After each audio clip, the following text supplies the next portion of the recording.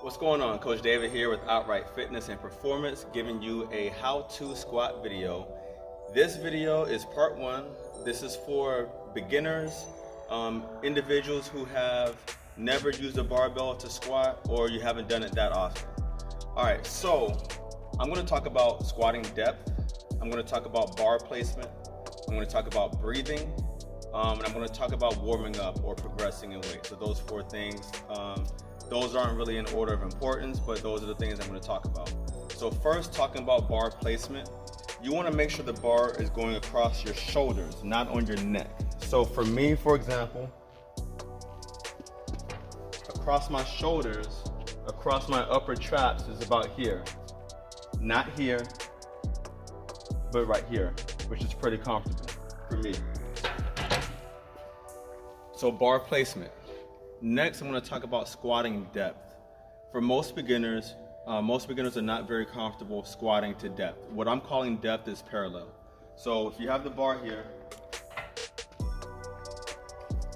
squatting down to about here, or somewhere close to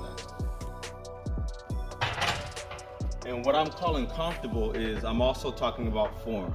So whenever we're working with individuals here in our gym, if we see this, or coming up and you see that, anything that is out of position that could put you at a greater risk for injury, that's what I want to address about squatting depth. What we suggest for people who are starting out squatting is to get comfortable with squatting to parallel, squatting to depth if you can, is to do a seated squat. Use a hard flat surface, a stable surface, something that's about at the same height as your knees. So this bench right here, I can use this. It's about at knee height for me. If it was too low, then I could put something like a plate. I could put a plate on top to raise it up a little bit.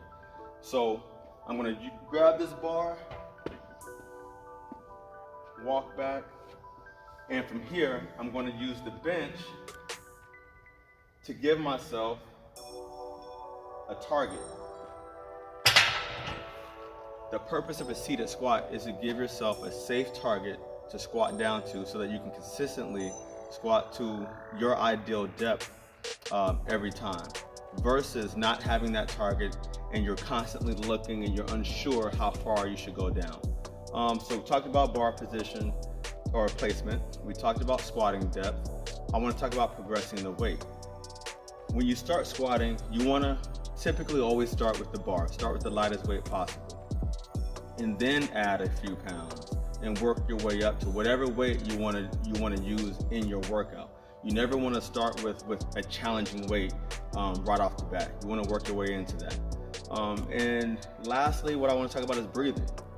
So when you breathe, what you want to do is be supported in your core. So what that means is, before I start going down into my squat, I'm going to take a big breath in.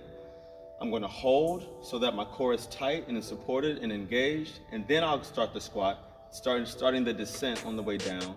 And I'm exhaling as I'm coming up, or I'm exhaling at the top. So what that would look like is this. If I'm going to do a seated squat, I'll walk back to the bench. I'll get my feet in position to what's comfortable for me. I'm going to take a big breath. And for me, I exhale toward the top. When I'm done with all of my reps, walk forwards and re-rack the bar. So I hope those 4 tips helped you. Bar placement, breathing, progressing in weight, and squatting depth. Just those 4 things. There's a lot more to squatting, but I just want to leave you with those 4 things for this part 1. Let me know if you have any questions, and we'll make a part 2. All right, good luck in your workout. Peace.